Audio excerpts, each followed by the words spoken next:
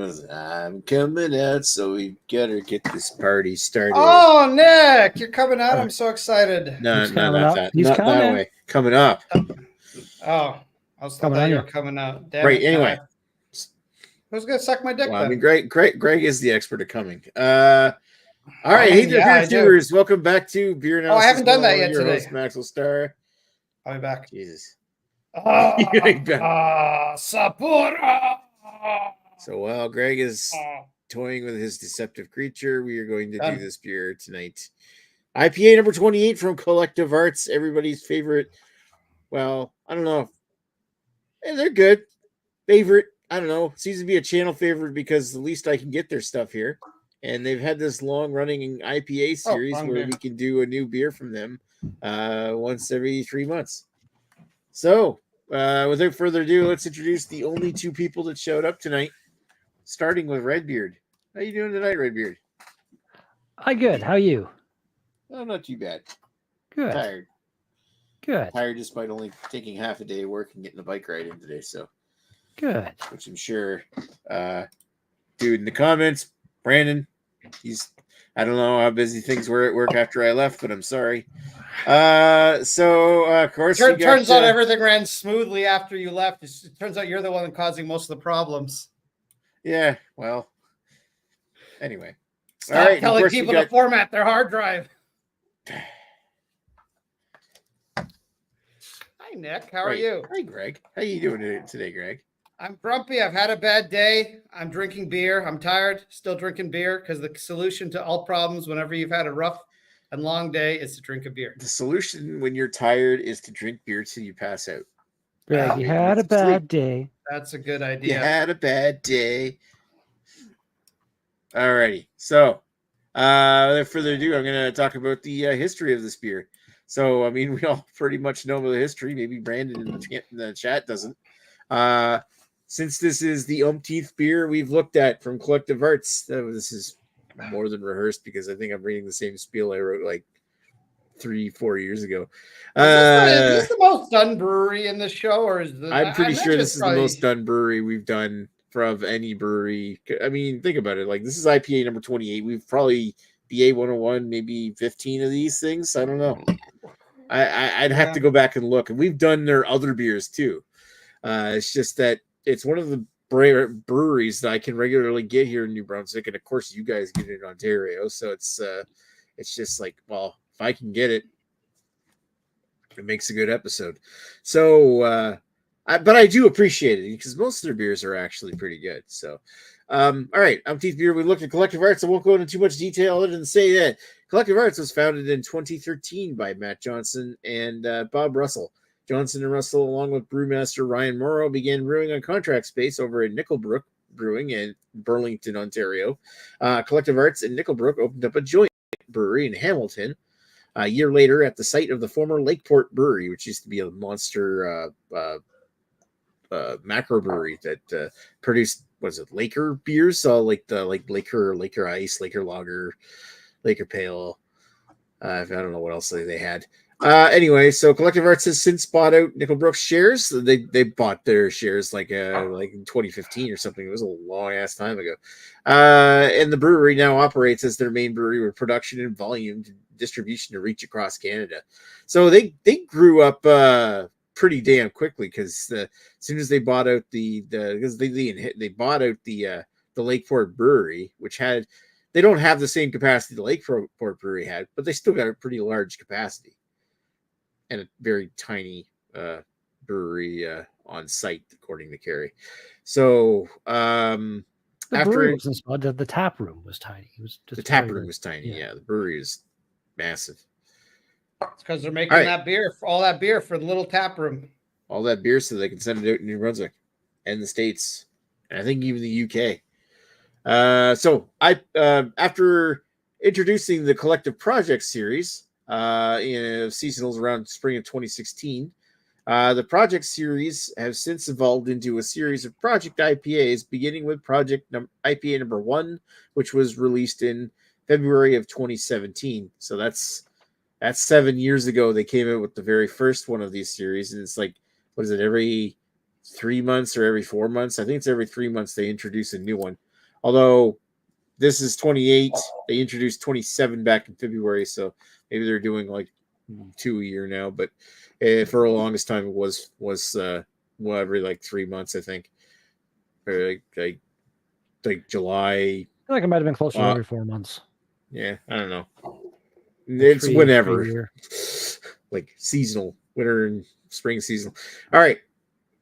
So starting around IPA number 23, which was Mosaic Four Ways, Collective Arts temporarily dropped the number system. Thankfully, this heritage is its triumphant return for the beer that we did last time, which was IPA number 27. This is 928. I am glad they brought the numbering system back on the cans. It's just something I like about it because, like a sense of continuity. Let you know what number you're on. Exactly. So IPA 28. Tonight's beer is Deceptive Creature.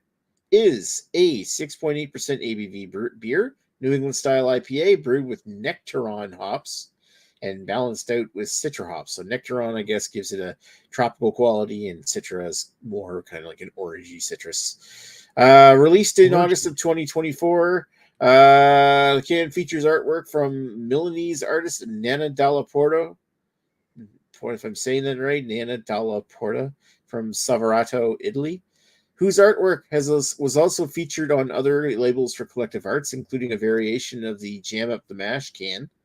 In box art for the mixed 6-pack, it was like that purple box with the monster's face on it. They got this person, I'll just show the site real quick. It's octopus with a K, octopussapiens.com. Greg's all about the Sapiens. Now, if I can figure out, I got excited by the octopus.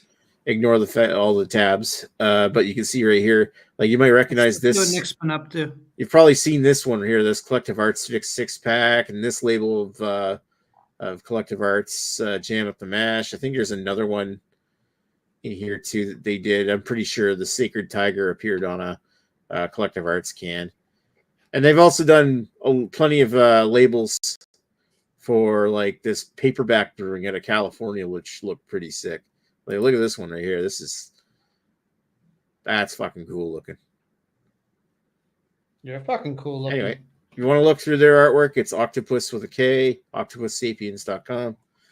Really kind of neat to look at. So let's get back to the beer.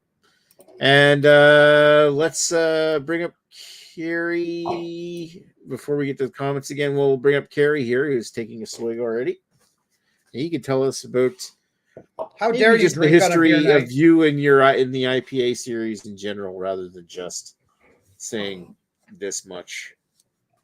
I believe I've had every single one of them except for like number 1. It might have missed 1 or 2 along the lines, but holy shit, that's as far as a series goes of beers, this one has been a lot more hits than misses, I'd say. Like there's only been a few that I'd say not a fan of. There's been several that I'm like, holy shit, this is really, really good. And then a bunch that are just good, but not great, you know? Yeah, it's been a very solid series of beer. And I totally agree with you. I wasn't a big fan when they stopped putting the numbers on. Big fan of them putting it back on. And honestly, this is probably one of the more cool looking fucking can arts I've seen in a while. Like some psychopathic fucking alligator busting through some chains and shit. So it looks fucking badass. I like it. Pretty sure that's an alligator, not a crocodile. I think. Looks like it has the broad snout. I don't know. What is that thing? It's it kind of looks like an alligator. Could be a dragon of some sort. It looks like it has fire coming out of its mouth. I think it looks like a rather deceptive creature. Yeah. Well, that's fires, but it's definitely I'm pretty sure an alligator. It could be a crocodile, but yeah, it's got dragony features. It's like fucking some kind of thing coming out of his eyeball. Creepy looking. I like it. Yeah. It's approved by Carrie. Cool story, bro. All right. Thank you, Carrie. Let's bring up the Greg. Oh, hello, Nick. I'm going to dredge up the Gregs here. Oh, well, is there any dredge in this beer? There's definitely dredge in this bone shaker I had. This bone shaker is from 815, so not even that old. But man, these bone shakers have a lot of dredge in them. Anyway, enough about bone shakers. I've had this before. I've had this before on your show. I brought it for Scott's birthday, and I gave Scott a choice of a couple beers, and he chose this one, and this is the one I reviewed. I don't remember if I liked it or not. I have zero recollection of that evening, so I'm just gonna give it a brand new score today, and we will see if it even matches up. The BA 101 nerds who keep updating the Wikipedia of BA 101, they can see if Greg is on point or if his reviews don't match anymore, and he's just a crazy old person yelling at clouds. Nice. Also, if you want to know about not BA 101, the IPA numbers 101. I think I missed 1 and 2, and then I think there's some random one in the teens I missed. I think I missed like 14 or something. And otherwise, I've had pretty much most of them because usually when they come out, we BA 101 them. So usually there's incentive for me to always buy one. There's some kind of wrong joke in there about you missing one of the teens or something. Yeah. Now, to be fair, Well, Greg gets most of his ladies from like sex clubs and shit. Like, I doubt there's many teens in there. Maybe. I appreciate that, Nick. The chances of me molesting children is relatively small. Dude, that's sick. You're molesting the small children, then, huh? Jesus, the way Nick just said that, the way he just said it, that's sick. It didn't sound like he said it was like a bad thing. It was like, dude, that's so sick. Well, it is an illness. Anyway, so yeah, my history with the Collective Arts IPA series in general, it goes all the way back to the very beginning. I had IPA number 1. Now I don't have I didn't have regular access to the IPA series the entire run. So there's been ones I missed. Like I didn't have 2, I didn't have 4. So I've had 1, 3, 5, 6, 8, 9, 10, 14, 15, 16, 17, 18, 19, 20, 21, 22, 23. Long run, and then all of a sudden NB Liquor stopped carrying it for like a year. And now we've had like number 26 was Fuzz Face, I think. Too bad Fuzz isn't here tonight. 27, of course, was Peak to Peak West Coast IPA, and this one. I think the Fuzz may have died in a terrible Fuzz-related fire. Yeah, I think he's going through some shit right now, so I'm kind of leaving him alone. I went through some shit too today when I had to clean up my dog's shit. It wasn't fun. I went through some shit when I got home. You went through the shit? Like, were you checking to see if everything was okay? More like the shit went through me. So, are you second harvesting your dog, Greg? No, sometimes Arnold will eat my wife's earplugs, so I actually will wash the earplug and bring it back to her. For some reason, she doesn't want it. That's fucking gross and hilarious. Wow. All right, so I'm gonna go finally to the comments here. I know Brandon was in the comments to say he's got mine here too, Nick. Yeah, Brandon was telling me that he bought this beer for tonight as well. Good for you. Forget what. Oh, I was about commenting about how busy was at work this afternoon because I took the afternoon off. I love how you have a wasn't fanboy. It's awesome. I love it. Yeah. Complete newbie. Yeah, I've been trying to show him new beers, but Brandon's gonna mind his own. So that's so nice of you, Nick, to tell him he can think for himself. Yeah, apparently he hates stouts, so he's right there with. Oh, well, there we go. I mean, maybe stouts. You haven't tried the right one. Well, it's the same thing. It's the same thing as people who don't like coffee. I don't know about Brandon's opinion on coffee, but I know Lady Lee's opinion on coffee is not so much. I feel maybe it's kind of like one of those things. If there's flavors that put you off, it's like asking a lesbian if you just haven't had the right dick yet. It's just, it's kind of like. I mean, it's just some people. There's just certain flavors you just don't like. If you're getting that into quite the beer, the same at all, really. Like you never know. It's like it's like kind of like in the middle. Somebody, I don't like this at all. No. Somebody who generally doesn't like stouts. There's one fucking dessert, pastry, stout, something out there they'd probably love. They just haven't got there. You know, a regular stout compared to like a Dan stout. You know what I mean? That's a whole other world compared to so it's like the world It's of just beer. there's is certain so, flavors that aren't natural for people to like, and I use the example of coffee, as most people don't grow up liking coffee.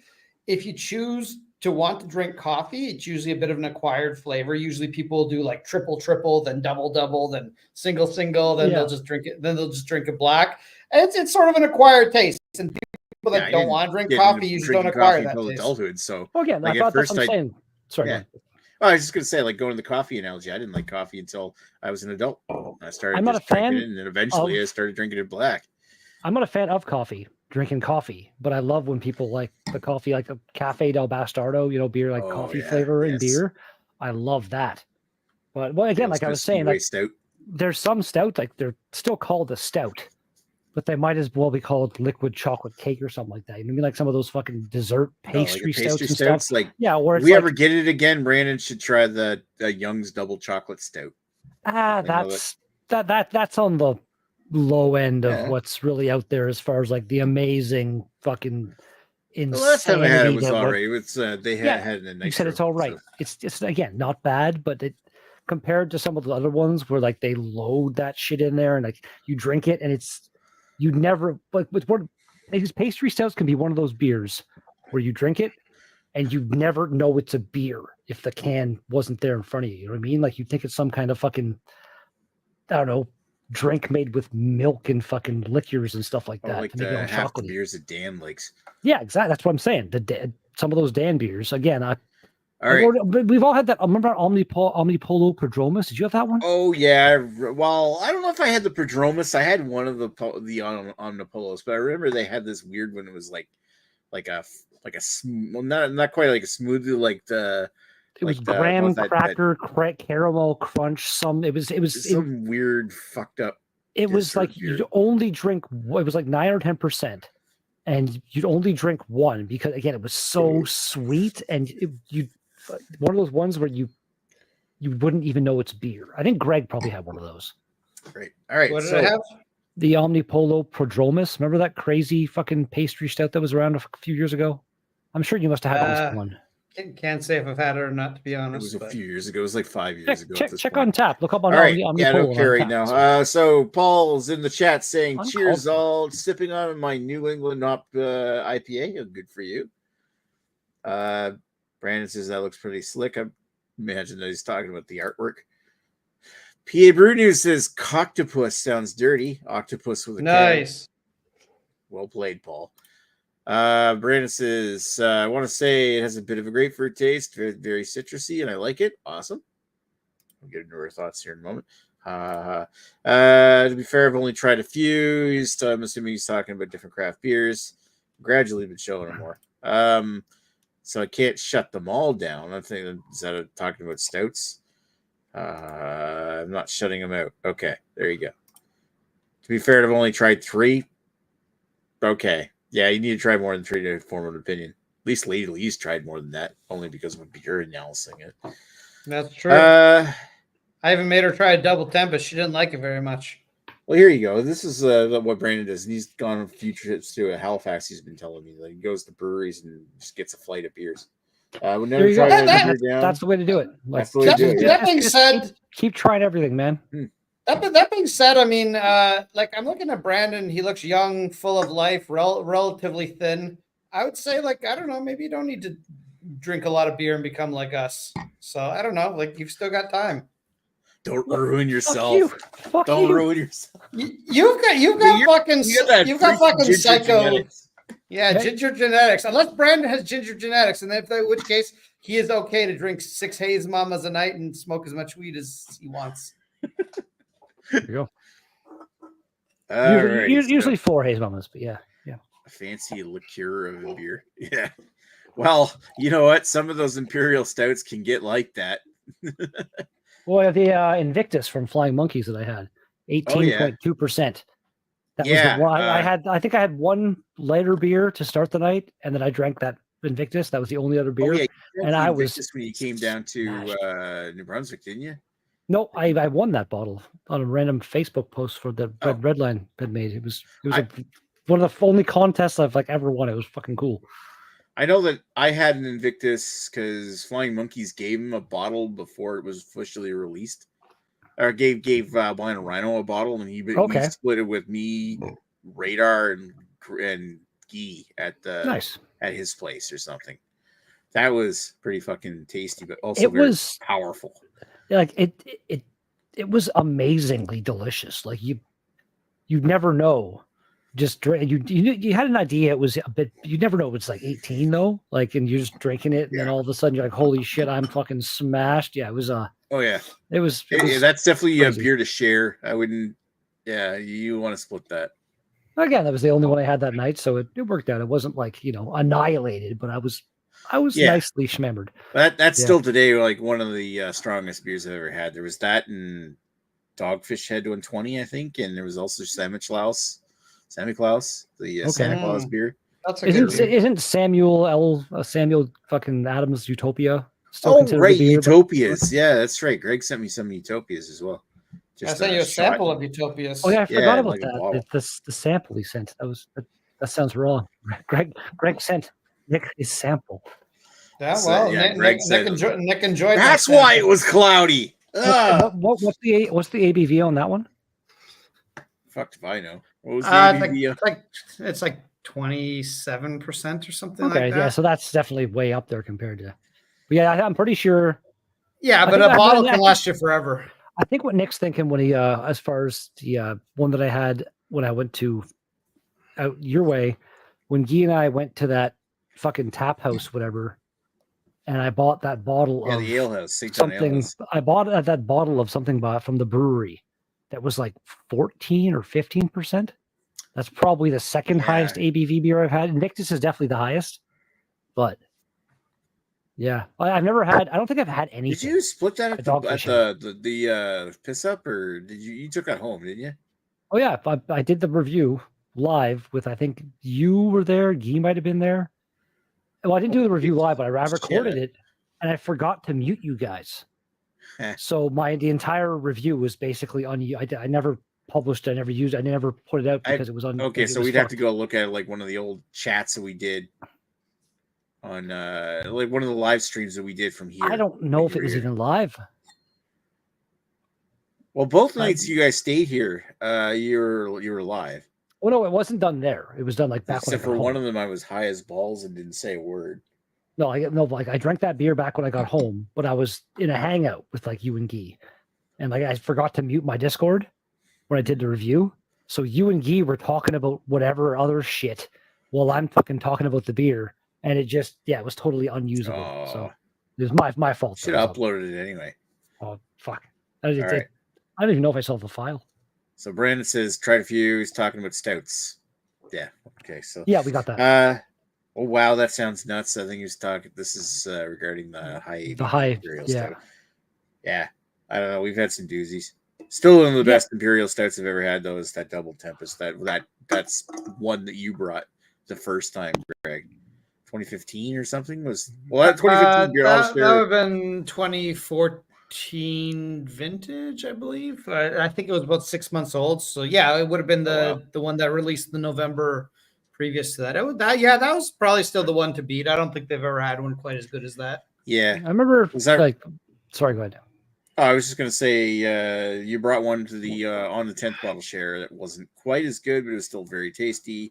And I know I've had bottles to myself over the years that you sent me, and Paul P.A. Bernew says 8%. That's session.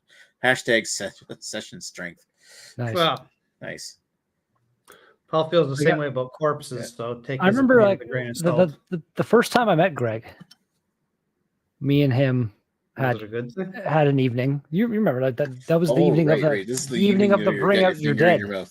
No, I don't remember. I don't remember it that well. This is where your mouth got fingered. We had I did get molested.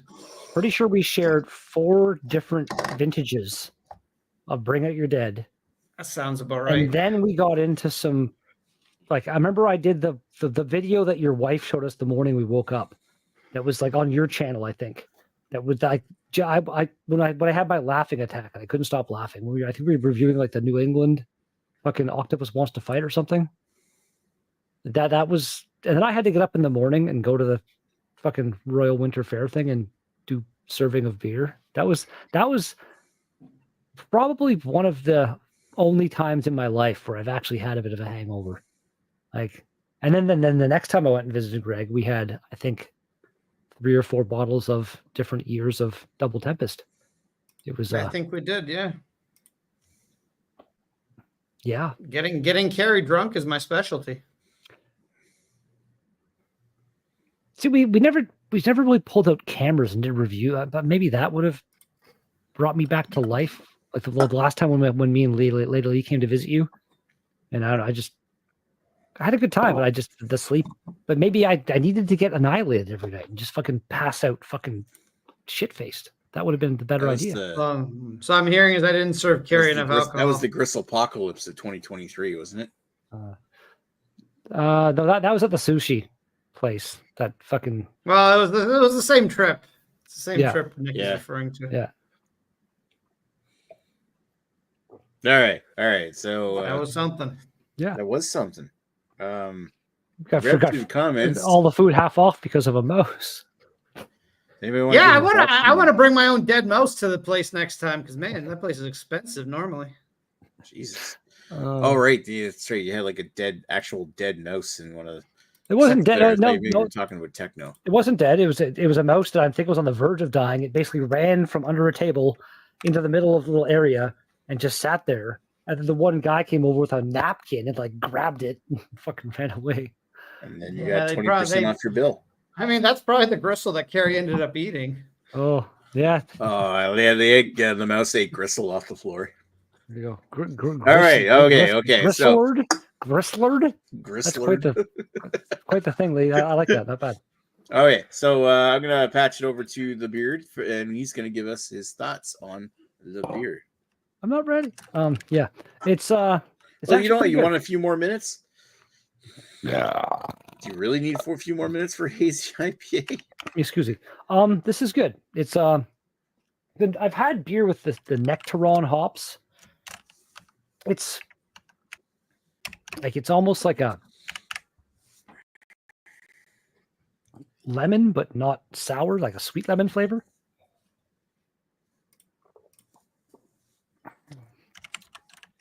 It's not bad, but it's not my favorite. I'm more of a fan like if they just went Citra. I love me a Citra New England IPA. So for the style, like it's a Nectaron New England IPA. It's definitely got the Nectaron coming through. I'm going to go a 9 there. Personal enjoyment though, 6.75. Not bad, but wow, 6.75. That's really low for you, Gary. I'm happy I only bought 2 of them. That's lower than the ABV of this beer. Random, I don't know if either of you have. I don't think Nick can probably get it, but Greg, the new double IPA from Flying Monkeys called Crispy Dreams. It's supposed to be like it's a peach donut beer. That is the most artificial chemical flavored shit I've ever had, probably in a beer.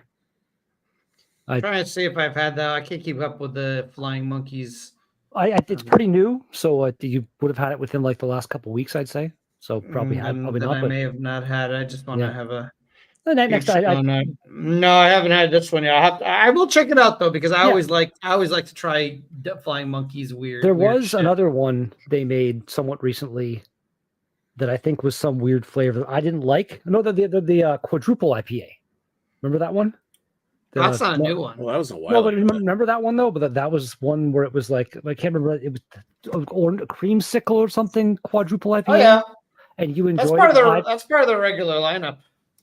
Is it? These I haven't seen in a while. Yeah, it's, regardless though. Oh no, they have tons of it at every. I see Sparkle Puff all the time. But anyway, I remember you actually enjoyed that one where I thought it was super chemically. So I'm actually interested to see what you think of the peach donut. Well, the thing about the creamsicle one is I actually hated it the first time I had it, and then I've slowly grown. It's grown on me, so I don't know if the beer has changed or I've changed. This is the one I was thinking about. This is the new one they came out, the Rainbows and Smiles. But I haven't seen that one.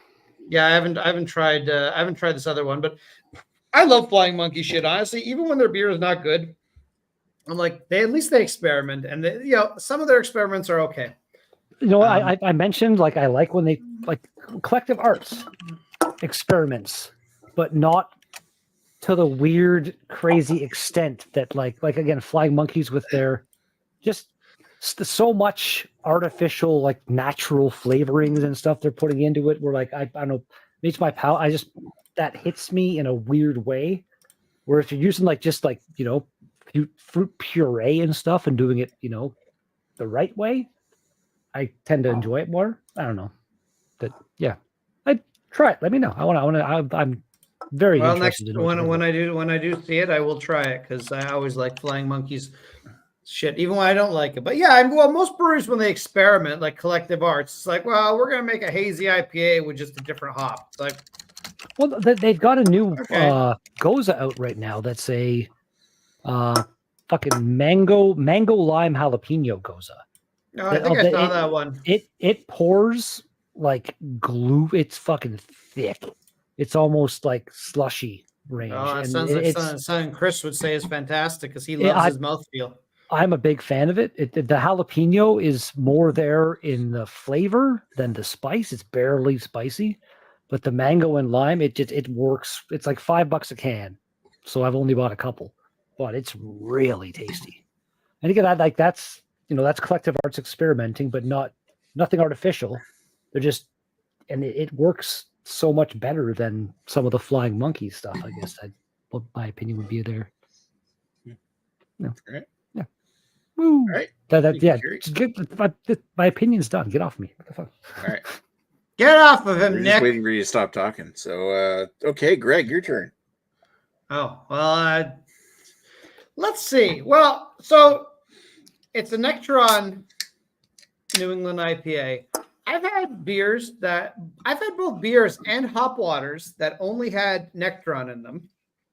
And Nectaron to me always gave me a very distinct, or at least in the beers and hop waters I've had, gave me a very distinct stale soda cracker taste. Like, you got soda crackers, you usually eat them if you're sick, you're throwing up or something. And they're okay on their own. But like if you keep them for too long, even the packaging, they have a real stale taste to them. And you're just like, nope, these crackers no good. Get rid of them. Nectaron always had that for me. For whatever reason, this Nectaron, now I don't know if this is only Nectaron or if there's other hops in it mixed in. There's Citra as well. Nick mentioned that when he was doing the description. Oh yeah, no, literally it reads right here. I can see Nectaron, Cryo, and Citra. Okay. So there's a few other hops. So this isn't just a single hop showcase. So for whatever reason, I don't get that taste. What I do get from this, it's very much like I make fun of a lot of New England IPAs that is kind of like Five Alive with alcohol. This one very much is. It's got sort of the grapefruitiness. I don't get a lot of pith, which is nice. I'm kind of getting a little bit of a mango-ness. Mango-ness. Mango-ness. I like it. I like it. Mango penis. That's what I meant to say. Penis. That's either very sweet or just a weird shaped penis. I don't know. It's a penis that you can break your penis and then it'll swell up to the size of like a grapefruit. That's what it is. Oh. Yeah, I looked that up, and they have to like cut your penis, like slice it like a hot dog, and they have to like stitch the piping back together. Yeah, okay, you know what? That's oh my god! Why did you just say that? People can Google this at work if they want to. Yeah. You can look it up. It's a real thing. If we were in the same room, you would just got slapped so hard. Christ! You would have punched him right in the mango penis. Oh, Jesus, bastard! Well, usually happens if you have an erection. So you could punch me in a limp penis, I'd be fine. But Drew Carey, anyways, on the Drew Carey show, fell on the floor with a hard penis and sprayed his dick or something. That was the whole thing. The Drew Carey show back in the day, remember? That's the thing. They got to open up. They got to open up your cock, sew it back together. Anyways, that's enough about Paul. Cock detonation. Cock explosion. So overall, I would say I'm enjoying this. I think I might actually be enjoying this more than Carrie. It's again, it's a New England IPA. Is it one I particularly like? No. So New England IPA style, as I'd give it a 7. Personal enjoyment, I'd probably right there with a 7 as well. Like I'm very meh on this beer. I don't really dislike it. I don't really particularly like it. It's kind of fine. If I probably wouldn't go out of my way to drink it again, but if I was at Nick's house and Nick was just serving these and this is the only thing Nick offered me, Oh yeah, like I'd be serving $6.99 beers. Yeah, there you go. Like I Nick's don't live having in a party, Mississauga. and this is don't all own a Nick has. Corvette. That's all Nick has. Well, I mean, you will own a Corvette, Nick, as soon as you murder me and steal mine. A can of this beer cost you $6.99, Nick? I think it is. I didn't see that it's at least $5.99, but I think this one was $6.99. Yeah, Collective Arts is expensive, but I like it. But I like trying it when there's a new release. What the hell did I pay? Okay, I'm 485. I'm at 485. Okay, it was $5.99, but there has been $6.99 releases from Collective Arts. Even 485. Like again, like this is lower ABV and not as overall delicious in my mind as a fresh can of Haze Mama. Haze Mama's $3.65 a can. You can't go wrong, man. Great Lakes Brewing. Everything. Well, but everything from this series is always around $5 in Ontario. Like even the Nano IPA, which was like 2.5% or something like that. That was still like $5. So it's like that's always across the. Collective Arts as a whole is a bit like I want to say even Life in the Clouds, which is their like 6.3%, 6.5% ABV. IPA is 3.85. So even that's like 20 cents more than like they're not left field level of like let's just reach up your ass and take your fucking money, but Collective Arts has got a bit of a premium that they kind of charge for their fancy artwork. I don't have an issue with a premium if it's like a sort of a one-off beer that they're never going to make again. I don't mind a premium because again it probably costs them a little more to make and stuff like that. But yeah, they're smaller batches, but economies of scale and all that bullshit. But like when something's like a regular beer, it should be like they should be able to offer a pretty competitive price. So I mean, if GLB is able to offer Octopus and Haze Mama for this price, I would expect a company like Collective Arts to offer whatever their standard is IPA. I don't even know what their standard IPA is. Again, they got Life in the Clouds. I guess Ransack would still be their more. Oh yeah, I guess Ransack's more or less kind of their go-to, but I think it's around 3.85 a can too, though. So yeah, there's still a bit of a. But I don't get too upset if it's still in the threes. I mean, that to me is still like because there's a lot of lagers that cost four something. So I mean, you're not wrong. Like just for me though, again, the fact that Great Lakes is just the brewery that is, even when they make a one-off and stuff, their premium, it's almost still always under fucking $4 a can. Like Great Lakes is a great fucking brewery, man. I love that. Well, see, the thing is, I mean, if you can now, unfortunately, it's more expensive at the LCBO, but if you can get cases at Amsterdam, meaning you live in the Toronto area, I mean, I can get a case of Bone Shaker for like a little more than like $60. So it's like, I think this was like $65 on sale or something like that. So it's like they have, and it's 25 beers. You get an extra beer. So yay. So, I mean, when it comes to deals, GLB and Amsterdam are almost impossible to beat because they're big breweries and they make their money, I guess, on selling lots of their stuff and not, having very reasonable prices. And I'll say with GLB, when they come out with, they come out with all their one-offs and stuff, they're usually pretty reasonably priced too. You buy a double Tempest by the 12-pack?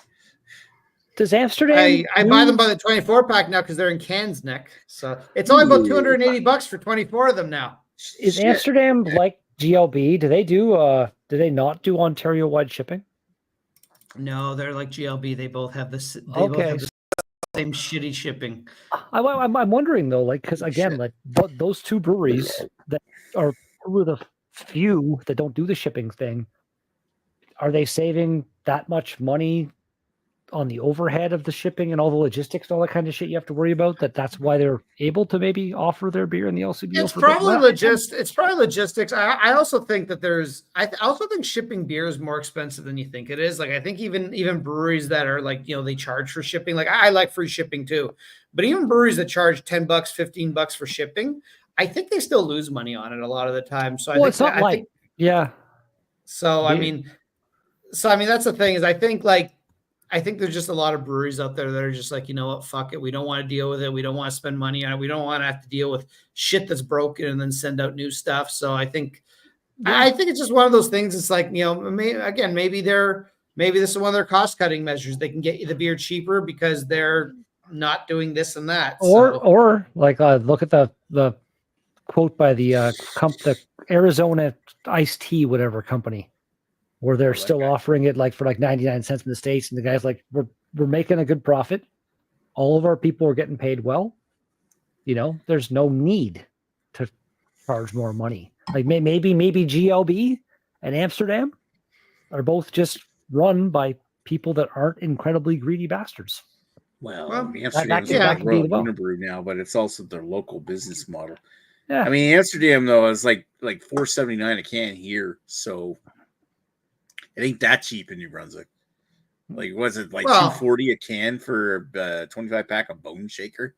I mean, I'd fucking be drunk all the time if I had that kind of prices. Oh, it's no. In all seriousness, it is difficult because I buy a case of Bone Shaker and I'm like, I have a case of Bone Shaker. This is a lot of responsibility. Yeah, right. Well, 7% beer. But I mean, like every time I see you stuffing your trunk on your Corvette full of Bone Shaker, 2 cases. No, not Bone Shaker. I don't go to Amsterdam. I don't drive that far, Nick. I have. Amsterdam, can't afford the gas money. Doesn't the Corvette have? Does the Corvette have a trunk or is it a frunk on that thing? It has a trunk and a frunk. It has both. It does have a trunk. It does have a trunk. It does. It's pretty. Is that anything at the back? What's do you know like in like liters or whatever? Like what is the overall space? I have zero clue. I'll make you a video at some point. I'll put a beer can in it so you can see what how big is it compared to the front? Like I know in the front you could fit like a small suitcase. The back is bigger than the front. Could you go golfing in your car? Yes, they specifically made the Corvette. The reason some people don't like the back of the current Corvette is because it's got a wide ass. Some people don't like that because Chevrolet specifically made it because they want you to be able to fit 2, not just 1, 2 golf bags in there. Really? So you can fit 2 golf bags. That's a lot more. Well, I guess it's mid-engine, so they got the more room behind the engine. It's fine, but that brings me to the episode of Top Gear years ago, where Jeremy Clarkson was bitching about Jag or something having made their trunk specifically so that people could put golf clubs in the back. That's honestly pretty impressive, though. And I would not expect the new Corvette to be able to hold 2 golf bags. I love that Greg's been on screen so long that he just went and grabbed himself another beer. Like, what is that? This is from Orange Snail Brewing in Milton. So this is always, I love this. This is actually a fantastic IPA. Never even heard of it. IPA. No, most people haven't because I don't think you can even I don't think it's even at the LCBO. It's in Milton. And when I go to Kelso, which is a bike park in Milton, you basically literally go up the hill to Kelso, you do your mountain biking, blah, blah, blah. You go down the hill. This is almost right at the bottom of the hill. And apparently it's been there for a while. And I only noticed it this year for the first time. Wow. So it's always my stop on the way back. I don't get it. This is the one you stopped at the last time or something. Bought a bunch of beers. I always stop there. Yeah, every time I go to Kelso, I stop here because I like not all their beer is great, but generally speaking, I'd say their beer is above average. And this IPA is quite tasty. And they actually even last time I was there, month or so ago, they even had a barrel-aged stout, which was like 12%. It wasn't the greatest barrel-aged stout in the world, but I was still pretty excited to just try a new barrel-aged stout. So yay. Okay. So I'm going to cut everybody off because this has been going on long enough. And I'm like, now I got to prepare everybody for the least exciting part of this video because now it's time for me to give my opinion. Flavor notes I got out of this thing here were I got pineapple, apricot, grapefruit, green grapes. I got a nice smooth mouthfeel, and it's kind of like when you take a drink of it, it's got this almost like vegetal kind of like a bit hop burn. It's not like slightly oniony, I guess, with like a little bit of like that little bit of burn, but it's for the most part like a vegetable, like a vegetal, very not vegetable. It's got like a thick, kind of grassy kind of like consistency to it, but it's very subdued. I'm actually like, I know you guys are saying, and I'm kind of wondering what your canning dates are. My cans are from July, so they're still a few months old. But I'm fucking loving this. August 15th like, for me. It's been a while since I've had a really, really good New England style IPA, and I'm getting that out of this. I'm giving it 9 for style, 9 for overall enjoyment, because I'm fucking loving the flavor of this thing here, because I'm getting a nice body, nice, like I haven't had an IPA with that nice vegetal kind of like onion hop burn in a while, and especially after something that's technically 4 months old at this point. Like, when is July, August, September, October, so it's 3 months anyway. Hasn't faded off, and I feel like I'm getting my money's worth out of this beer. I'm not saying I'm going to go out and buy more because it's kind of expensive, and I've also been watching my diet. But at the same time, I'm really kind of enjoying this, and I love how that is turbid as fuck. I would give this high marks if I did my own review. You should do your own review. And I love it. It's great. Nice juicy taste. It's great. It's great. Alrighty, so we got the leftover comments here. Cheers. Wow, that's rude, Nick. Hey, Paul, cheers. Paul says the Corvette is built like I like my ladies. Lots of space in the trunk. Lots of space in the trunk. Lots of space in the front, I guess. The front. You get that the titty wallet where you get like lots of space in the front to store stuff. Small. Exactly. PA Bruno says, "What's next week's beer?" We'll get that in a moment. Nick is a vegetable hopper. Yeah, Jesus, well, you're a vegetable.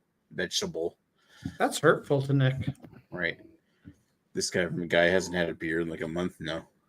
Well, maybe that's why he's lashing out at you, because he's angry. That could very well be why Lee is lashing out at me, because he hasn't had. It's why he doesn't like the movie The Exorcist. It's because he's mad at himself for not going to church for many years, and now he needs to repent. Also he likes to masturbate with the crucifix and vomit on himself. I don't judge. I'm just saying that movie. I feel like I watched that movie last weekend, just because I hadn't seen it in years. And I feel like it's if you had that whole fear of God in you, I can see where that movie could be very, very intense. And it was a pretty intense movie for the most part. How does one masturbate with a cross? Is he like lubing up? Is he lubing it up and like jamming it in the bum? Have you seen the movie? Have you seen The Exorcist, Carrie? No, I haven't. Then I feel I'm not going to spoil it for you. Then one day you'll see it. All right. I don't know if I will. I would say that the mere fact that came out in like 1973 is a little fucked.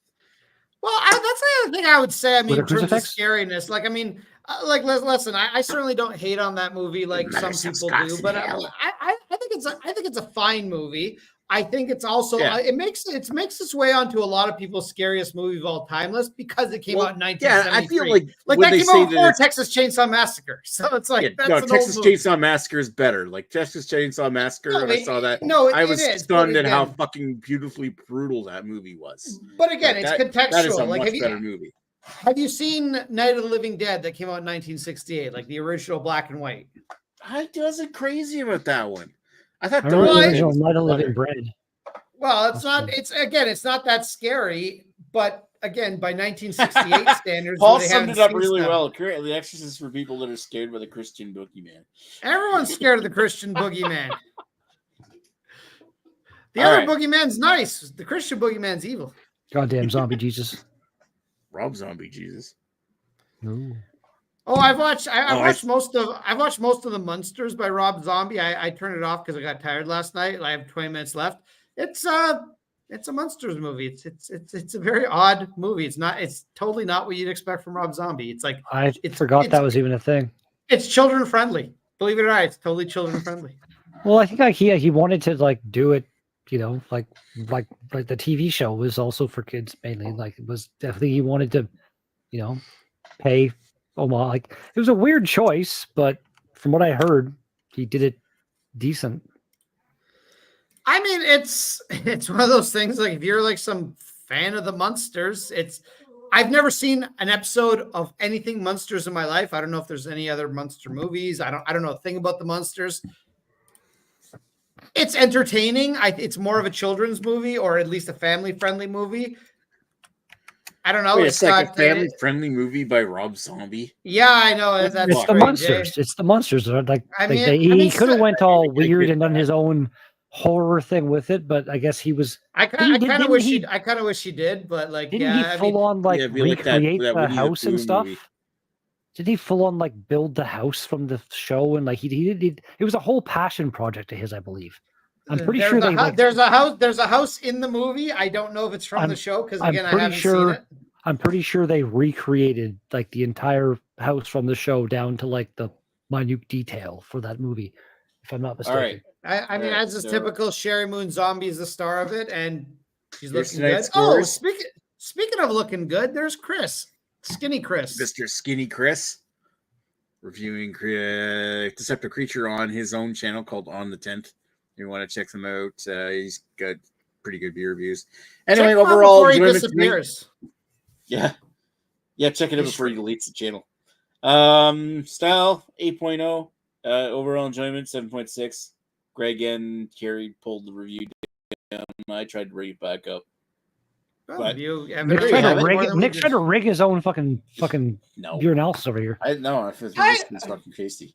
I mean, that being said, I mean, I reviewed it a little lower than the overall score, but I don't think the overall is unreasonable. Like I think it's a good to pretty good beer. Like it's not gross. Like it wasn't as.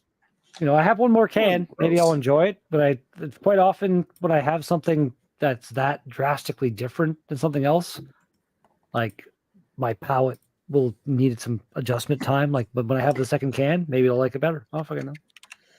But I will say the beer for me benefited by warming up. I was probably going to score it much lower when I first took my first few sips, and then it warmed up. I'm like, I'm kind of liking this. Like, but it was literally like 5 Alive with vodka. That as soon as I got that vegetable hop burn, like someone like stuffed 1 million hops into this thing. I was like, oh yeah. Yeah, see, I didn't get any. I love. I didn't really get any hop burn from that. That's really odd that you got hop burn at all for the age of the beer. That's weird. All right, so PA Bruno says Night of the Living Dead 68 is fantastic, and that is that. I'm not disagreeing. It was a bad. It is a great movie. It is a good movie. It is a classic. So it's a classic. Compared to like Dawn of the Dead, Dawn of the Dead is so much better. Well, Dawn of the Dead is so much better. I really love Day of the Dead. Now, here's the part that Paul is going to super disagree with me with because Paul doesn't like women.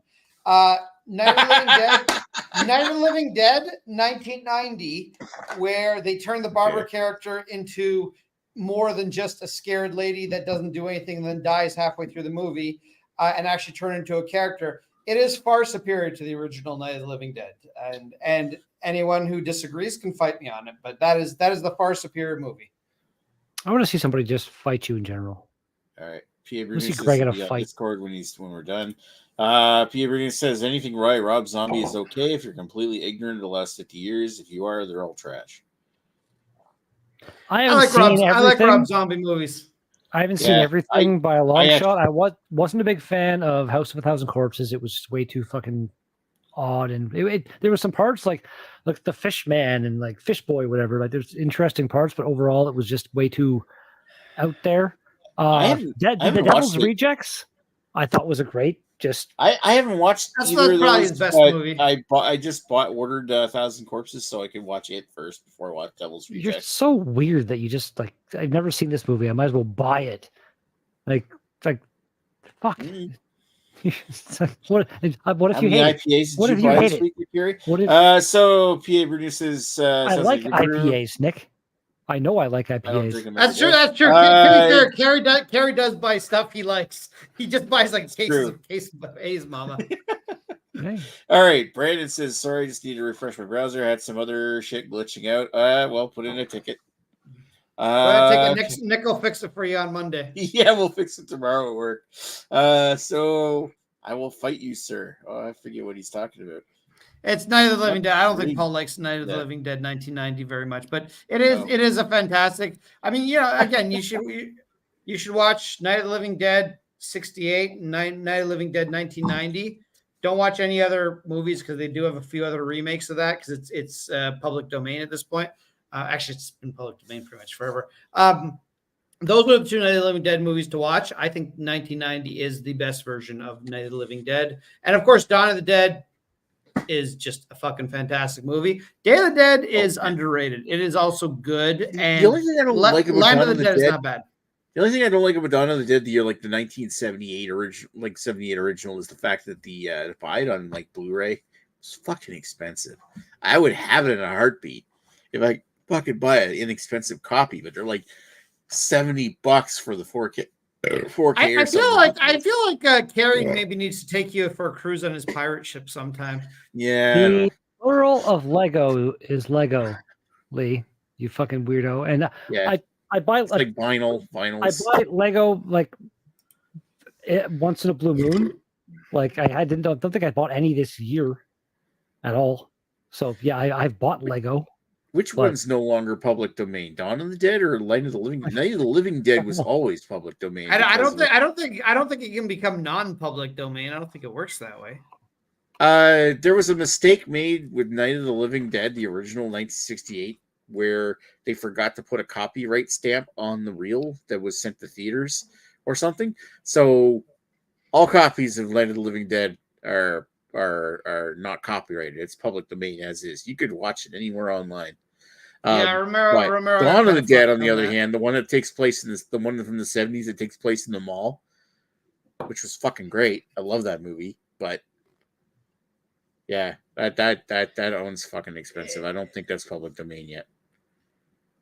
No, I have the expensive not Blu-ray DVD.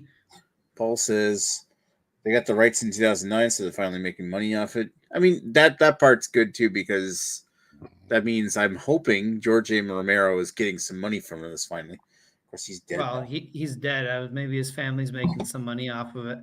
But it's also a good movie. I'll say is nice. It's a remake, but not really. I think it's 2004 Dawn of the Dead. It's called Dawn of the Dead. It takes place in a shopping mall. Otherwise, it has nothing to do with the Romero Dawn of the Dead. Well, and it's got zombies in it, but they're different. I think I watched that one. That's actually a pretty good movie. You know the best one is? Dawn of the Dead. Which one? Yeah. Oh, Shaun of the Dead. Shaun of the Dead was good. I like that movie. Great. Shaun of the Dead was good. Hey, look. Shaun of the Dead was good. The Beer-Nomicron. I don't know, Brandon. We have a bunch of new people just in here commenting. Nowhere. The Redneck Muskrat. Nerd. I thought I was like Chris Peters for a second. Yeah, he does have a thumbnail that looks like Chris Peters in his hashtag zombies don't run because they're real and we know. What? Yeah, it's not 28 days later. No, I think I think if you were to take a realistic approach to zombies, I think if it was a rabies virus where people turned while they were still alive, then I think they would run. If it is the whole idea of the dead coming back to life, then no, they wouldn't run because all their joints are all hardened and shit like your that. mortis kind of set in, and that's a thought. That makes sense. So it depends. If we're to take a realistic approach and say, okay, if the zombie apocalypse were to happen, it would very likely be some form of rabies that just mutated to more quickly affect people. That's everything that I've heard. Yeah. So in which case, probably people would run at least in the beginning. And they would slow down over time. I don't know what the hell Arnold's right. That is most realistic. I'm going to take this opportunity to interrupt everybody because we're going to take this offline, but I can go to Discord so Paul can actually talk. I want to thank everybody for watching. We had a pretty good turnout tonight for viewers, more so than the panel itself.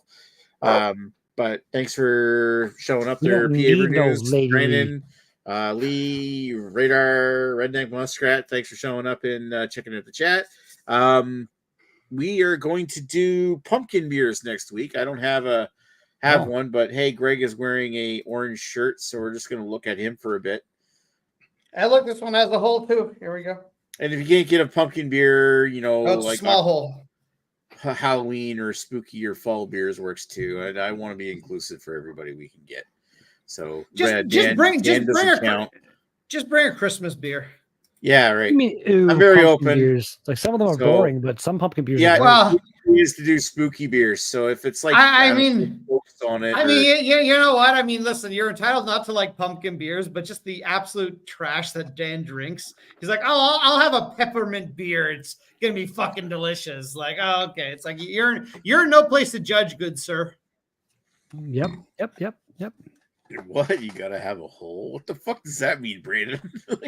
I probably talking about the hole in my shirt. This is from, well, I believe this is from the oldest fest that I attended, which would have been what 2015. Is that why it isn't? It's old enough that it doesn't even have the date on it. Don't they usually have the year on it? No, it's tighter on me than it used to be. It's because I am getting fat. I just thought it was fun. That was funny. Like the first year, I remember you showing up. You were like an average normal dude. Like, and then you show up the next year and you're fucking ripped as fuck and you can flex your boob, your man tits. You know, what is Paul saying here? Pumpkin beers suck and spices. Beer? My man tits. Again, like I've had some that are crappy and some that are great. The pumpkin beer, I have pumpkin spice beers.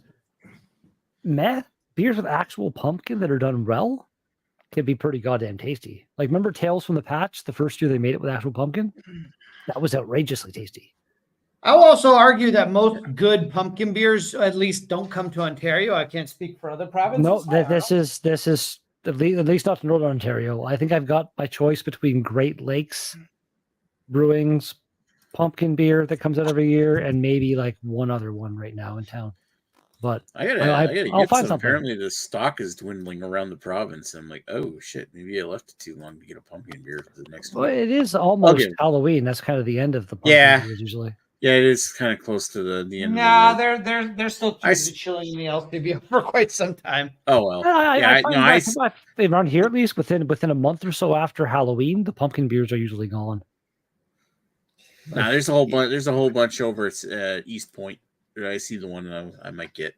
All right, I'll say if you have access to like the U.S., which I know most of us don't, like if you can go to Michigan and stuff, that the amount of pumpkin beers they have is fucking incredible. Plus, like the shit they have, like all these barrel-aged pumpkin beers and stuff, they're amazing. Isn't like you've had? I'm sure. Isn't Pump King one of the big ones where there's a bunch of variants and like it's. Yeah, they have a lot of them. They don't bring it to Ontario anymore. They used to. So that used to be always like when Marson lived in Michigan. I used to always make sure to go up sort of September, October-ish and pick up a bunch of pumpkin beers. Pumpkin is just solid. If you can get pumpkin, it is a great beer. There's variants of it. There's Warlock as well. There's all sorts of them now that I haven't tried. I really wish I could. I wish they'd bring them to Ontario. But again, there's also some other breweries that you don't know as much. I can't think of the name off the top of my head, but there was one company that did a few different barrel-aged pumpkin beers, and their bottles were fucking ridiculously expensive. Like they were like $20 US a bottle. But they were so good. Oh my god. Oh yeah. I was like, I don't like the price of this beer, but holy fuck, are they good? I've had a few beers like that. Again, like that Collective Arts Goza that's out there right now, that jalapeno lime mango thing that, $5 a can. I think that's coming here. That jalapeno. Okay, I'll grab a can and keep it in the fridge. We might have to do a BA 101 of that. Because again, like it's expensive. I imagine that would be one of the $6.99 ones, whatever for you probably. It's $5 here, but it's really good. I heard that. That was fucking great. Everybody heard. It's like 6 people on the internet just randomly heard me fart. Somebody click that. All right, reading the comments. P. Bruno says, I got a shirt here somewhere, Rhino shirt. Brandon saying, tried the same for Propeller twice, wasn't a fan. I think he's talking about the pumpkin ale. I still remember that would be one of the last ones that actually has real pumpkin in it, but I haven't had it in a while. He may just not like pumpkin. That's okay too. Radar says, "Don't piss Paul off. He can beat anyone. He beats his penis all the time." No, I'm kidding. He can beat anybody. He can fold his laundry with you still in it. Why is somebody else Why is wanting somebody else in Paul's laundry? Nick was right with me right there in my thought process. I have never Wow. folded my laundry. All lies. But thank you, Radar. Brandon says, "Love the dog. Is that an old English bulldog or a regular English bulldog? Is that when you're? Is that He's Arnold? a he's a monster of a bulldog. Look at him. Yeah. He's basically a sausage with legs. He's basically so to answer the English question, bangers and mash. so to answer the question, he is an English bulldog, but he's much bigger than an English bulldog should be. So at some point, he's got some old English genetics in him because English bulldogs are supposed to max out at 50 pounds, and he's 90 pounds. So he's just a freak abomination of nature is what he is. He's great. Well, he's great, Brandon. but he shouldn't exist. Brandon's gonna. Well, you know what? For the breed, he's actually quite healthy. Like the vet is always like, "Oh, he's so healthy for what he is." I'm like, "Yeah, what he is." I love it. He's a freak of a dog, but he's healthy for what he is. I met him when he was like the size of a little fucking big hot dog. Like when I first like an met him. Oreo. But Oreo. Yeah, just what humans have done as a whole to some breeds of dogs is just not cool. You know what I mean? Like Paul says I can get a 19.2 ounce cans of Pumpkin and Warlock for $3 a can. You should show up next week, then, there, Paul. You should Smoking Bulldog. Paul, it's there's a whole week till next week. You can make a road trip up here and bring me a couple of those cans. Huh? All right. So Brandon's talking about the Bulldog. That is cool. They're taller and broader. That is awesome. No, I love Bulldogs. Oh, I have a Boston Terrier now. I thought you had a Frenchie, or you used to. Hey, anyway. I'm sure some people get offended by this, but Boston Terriers and French Bulldogs kind of have a similar look to them. They do. Boston Terriers are generally. Well, I think their faces are like I deliver to people that have. I love French Bulldogs and Boston Terriers. They're fucking awesome little dogs. But it's like they are very similar. But like take a French Bulldog and basically like dehydrate it and make it a bit taller, and then you've got a French Bulldog. And then they say like sorry, Boston Terrier. Take that dog, make it a bit shorter, and kind of bump it up a bit. It's kind of like taking an English Bulldog and then comparing it to a boxer. It's the same deal. It's like a little taller and more dehydrated. Yeah, taller and dehydrated. It's got ribs. I met somebody the other day that had an English Bulldog. That's like it looked like a boxer, but it was the Bulldog version of that dog. And apparently that version of that dog is like that because it was bred with boxers. So I mentioned to the guy, I'm like, holy shit, is it so weird how that version of dog has, like, I've met ones that look like a boxer where they're very kind of thin and, small. And then I've met ones that look like they're still tall, but they're big tanks. And I guess some of them are like the breeds with boxers, and other ones are bred with the pit bulls. And that's what creates the bigger ones. So thank you, Kerry. I want to take this offline, and this has been a great conversation about dogs. You want to take it off Chris, like an hour? Hey, look, Christ. Chris F. Graves is in here. Hey, boxer beer, finally a topic here again. What? Brandon says, it's crazy the history back in the early 1900s. Bulldogs bred to make Boston Terriers. Yeah, sorry, this is done.